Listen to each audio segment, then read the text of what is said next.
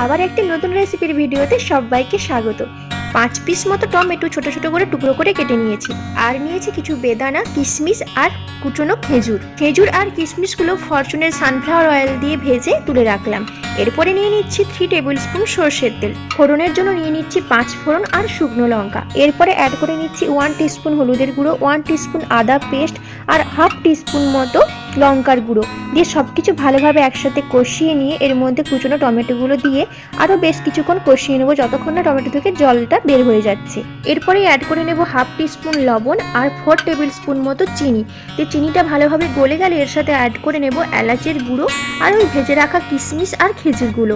এরপর সবকিছু ভালোভাবে একসাথে মিক্স করে তারপর নামিয়ে নিয়ে ঠান্ডা করে নিতে হবে। ঠান্ডা হয়ে গেলে উপর থেকে ছড়িয়ে দিতে হবে ওই লাল লাল বেদানাগুলো। এই রেসিপির ভিডিওটি ভালো লাগলে প্লিজ একটা লাইক কমেন্ট করে যাবেন, আর আমার পাশে থেকে আমার ইউটিউব চ্যানেলটিকে সাবস্ক্রাইব করে আমার নেক্সট রেসিপির ভিডিও আর মিনি ব্লগগুলো দেখতে থাকবেন।